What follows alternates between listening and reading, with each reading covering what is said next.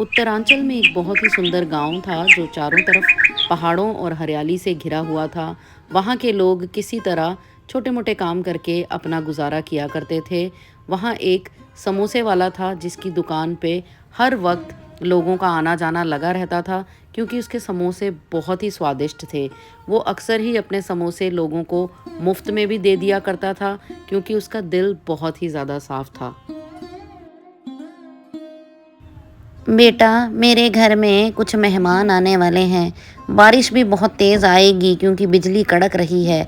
तो एक काम करो, 6 समोसे ज़रा पैक कर दो। बहुत ही स्वादिष्ट लगते हैं। आइए माताजी, अभी अभी गरम गरम समोसे बनाए हैं। वैसे भी बारिश आने वाली है, आप लेके जाइए, अपने मेहमानों को खिलाइए, बहुत मज़ा आएगा। माताजी समोसे ले रही हैं तो हमने सोचा हम भी क्यों ना ले लें समोसे।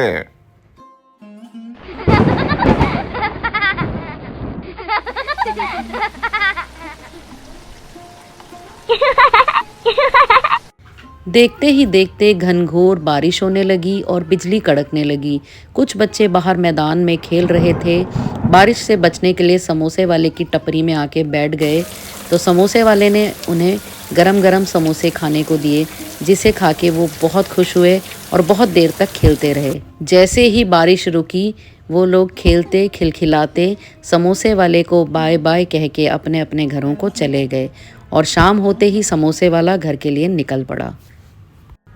एक ही बारिश ने काफ़ी सर्दी कर दी थी, इसलिए घर पहुंचते ही उसने सबसे पहले अपनी बीवी से चाय के लिए आग्रह किया।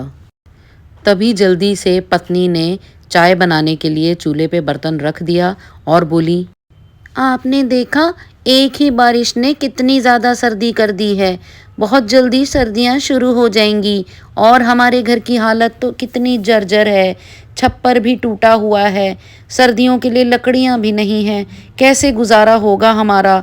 और कुछ कमाई भी ज़्यादा नहीं हो पा रही है। अरे भाग्यवान, चिंता क्यों करती हो? भगवान ने चाहा तो सब ठीक हो जाएगा। और फिर मैं भी तो पूरी कोशिश कर ही तो रहा हूँ। थालियों में बहुत ही लजीज और स्वादिष्ट खाना परोसा गया था। ये देख के उसे बहुत हैरानी हुई और अपनी पत्नी से उसने पूछा कि ये खाना कहाँ से आया है। साथ वाला जो घर है, वहाँ बच्चे का जन्मदिन था। ये खाना वहीं से आया है। बहुत ही स्वादिष्ट है, आप भी खा लीजिए, वरना हमें ऐसा खाना कहाँ नसीब। एक ही बारिश ने ठंड इतनी बढ़ा दी थी कि रात में आग तापने की ज़रूरत लगने लगी। अगर इसी तरह चलता रहा तो जल्दी ही खाने के भी लाले पड़ जाएंगे हमें। अगले दिन भी टपरी पे कोई समोसे लेने नहीं आया, तो समोसे वाला बहुत ही ज़्यादा चिंताग्रसित हो गया। आए तो बस उसके गांव के दो मित्र, जो रोज़ ही उसकी टपरी पे आके गपशप मार के चले जाते थे। क्या हुआ भाई, आज भी कोई समोसे की बिक्री नहीं हुई लगता है। बहुत ज्यादा चिंता में लग रहे हो।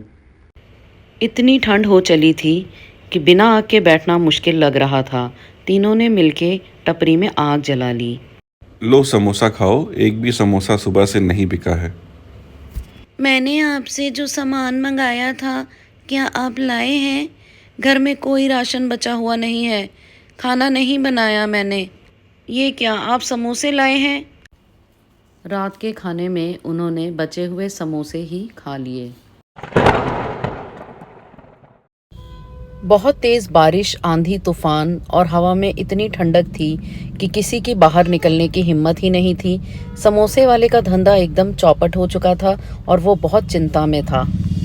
ऐसे में हताश होकर वो अपने दोस्त के घर पहुंचा और कुछ मदद मांगने लगा।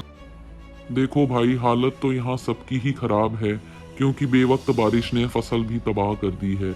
एक काम करो, 2-4 दिन का राशन ले जाओ और सरपंच जी से जाके मिल लो। वह अपने दोस्त का राशन लेके घर निकल पड़ा। देखो भाग्यवान, उसने कोई खास मदद तो नहीं की। 2-3 दिन का राशन दिया है और एक सलाह दी है जो मुझे काम की लग रही है। उसने कहा है जाकर सरपंच जी से एक बार मिल लूं, हो सकता है कुछ मदद हो जाए। कुछ समय पहले तक समोसे की दुकान कितनी अच्छी चल रही थी। अब तो बिल्कुल धंधा मंदा है। घर में राशन तक नहीं, घर की हालत भी खराब है। कुछ तो करना ही होगा। आप जाइए और सरपंच जी से मिल लीजिए। हो सकता है वो कुछ मदद करें। रास्ते में जाते हुए उसके मन में कई तरह के सवाल उठ रहे थे और वो सोचने लगा, सरपंच जी से क्या कहूँगा? क्या वो मेरी मदद करेंगे? सरपंच जी, मैं बहुत उम्मीद लेकर आपके पास आया हूँ। मेरा धंधा एकदम चौपट हो गया है, घर की हालत बहुत खराब है, खाने को राशन नहीं, मेरी मदद कीजिए। अरे भाई, तुमने आने में बहुत देर कर दी। मैंने तो काफी सारे लोगों को काम पे रख दिया। मुझे अब और काम करने वालों की जरूरत नहीं है।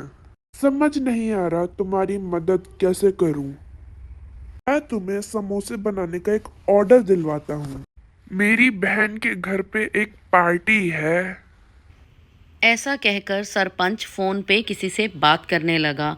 काफ़ी देर तक सरपंच ने फोन पे बात की और फिर समोसे वाले से कहा, तुम्हारा काम बन गया। कल कोई आदमी तुमसे 100 समोसे लेने आएगा। फिर क्या था, जैसा सरपंच जी ने कहा था, सुबह सुबह एक हट्टा कट्टा आदमी 100 समोसे लेने समोसे वाले की दुकान पे पहुंच गया। उस एक ऑर्डर के बाद तो समोसे वाले को ऑर्डर पे ऑर्डर मिलने लगे। उसके समोसे बहुत ज़्यादा पसंद किए जाने लगे। आसपास के गांव के लोग भी उसके पास समोसे खाने और ऑर्डर देने आते थे। धीरे धीरे उसकी हालत में सुधार होने लगा। देखिए, भगवान की दया से अब सब ठीक हो गया है। हमने नया घर भी बनवा लिया। सर्दियाँ बहुत आराम से कट रही हैं। खाने की भी कोई कमी नहीं है और अब तो आपने दुकान भी बदल ली है। और ये है समोसे वाले की बदली हुई दुकान।